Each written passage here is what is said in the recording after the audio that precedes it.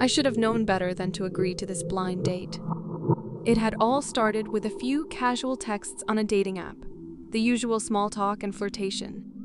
His name was Alex, and he seemed charming enough, his profile picture showing a rugged man with piercing blue eyes and a disarming smile. But what happened when I met him in person was something straight out of a nightmare. We decided to meet at a quaint little cafe in the heart of the city.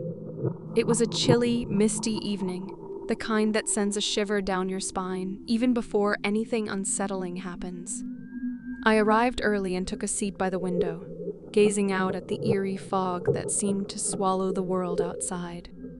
Minutes turned into an hour, and just as I was starting to lose hope that Alex would show up, I heard a voice behind me. I turned, and there he was, Alex. But the man standing before me looked nothing like his profile picture. His eyes were dull and vacant, his smile forced, as if it had been etched onto his face. "Sorry, I'm late," he mumbled, taking a seat across from me. I got caught up in traffic. I forced a smile, trying to brush off the unease that was creeping over me. "No problem," I replied. We ordered our drinks, and the conversation started awkwardly. Alex seemed distant, as if his mind was somewhere far away. I tried to make small talk, but he responded with monosyllabic answers, never looking me in the eye. It was as if he was only physically present, but his soul was elsewhere. As the minutes ticked by, I noticed something odd about the cafe. It was as if time had frozen around us. The customers at other tables were eerily still, their conversations muted whispers in the background. I shivered, feeling like I was trapped in some kind of surreal nightmare. Finally, Alex spoke, but his words sent a chill down my spine. "Do you believe in the supernatural?" he asked, his gaze fixing on me with an intensity that made my heart race. I hesitated, not sure where he was going with this. "I guess I'm open to the idea," I replied, cautiously. He leaned in closer, his voice dropping to a whisper. "I've seen things, you know. Things that would make your blood run cold. Things that can't be explained by science or logic."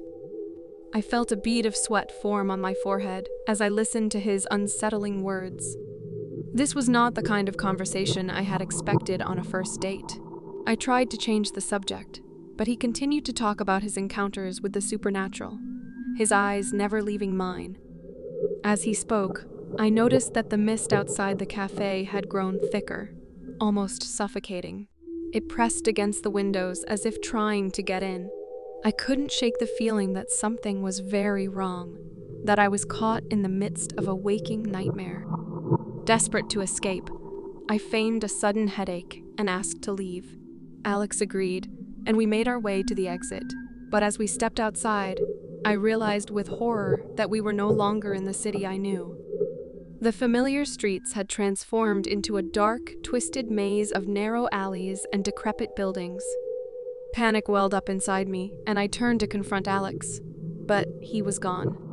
I was alone in this nightmarish labyrinth, with no idea of how to find my way back to safety. The mist seemed to have a life of its own now, swirling around me, whispering secrets that I couldn't comprehend. I stumbled through the maze, each corner I turned revealing more horrors. Shadowy figures moved in the periphery of my vision, their whispers growing louder with every step. They spoke of unspeakable acts, of ancient evils lurking in the darkness. My heart pounded in my chest as I desperately searched for an escape. I didn't know how I had ended up in this nightmare, but I knew I had to find a way out. The mist thickened, making it nearly impossible to see more than a few feet ahead. Then, just when I thought I couldn't take it any longer, I saw a faint glimmer of light in the distance. It flickered like a distant star, a beacon of hope in the suffocating darkness. I followed it, my footsteps echoing through the eerie silence. As I got closer, I realized the light was coming from a small, decrepit chapel nestled among the twisted buildings. The door creaked open as if inviting me inside. Desperation drove me forward, and I stepped into the dimly lit interior. The air inside was heavy with the scent of old wood and incense. Rows of empty pews stretched out before me, and at the far end of the chapel, I saw a figure kneeling in prayer. Relief washed over me, and I hurried toward the person, hoping to find answers. But as I got closer, I froze in terror. The figure was not a person at all. It was a grotesque, twisted creature, its body contorted and covered in writhing shadows. It turned to look at me with empty, soulless eyes, and I knew I had made a terrible mistake. With a guttural growl, the creature lunged at me, and I stumbled backward, crashing into a pew. My heart raced as I desperately searched for a way out, but the chapel had transformed. The pews had become a tangle of thorns, and the walls seemed to close in, trapping me inside with the monstrous entity. I screamed as the creature drew closer, its gnarled fingers reaching for me. But just as it was about to make contact, the chapel's doors burst open, and a blinding light flooded in. The creature screeched in agony, recoiling from the light, and I shielded my eyes as I watched it dissolve into a wisp of smoke. Through the brightness, I saw a figure standing in the doorway.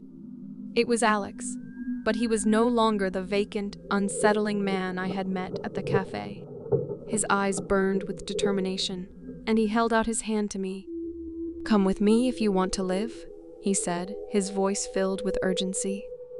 Without hesitation, I took his hand, and he led me out of the chapel. As we stepped back into the misty night, I looked around and realized we were back in the familiar city I knew.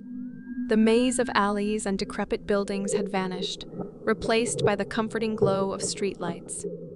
I turned to thank Alex, but he was gone again, disappearing into the mist as if he had never been there. I was left standing alone on the empty street, my heart still pounding, my mind filled with the horrors I had witnessed. To this day, I don't know what happened that night, or who or what Alex really was. All I know is that I narrowly escaped a date that had turned into a living nightmare. And I can't help but wonder if there are forces in this world that we can never fully understand or escape. The memory of that disturbing date still haunts my dreams, a reminder that the line between reality and the supernatural is thinner than we dare to imagine.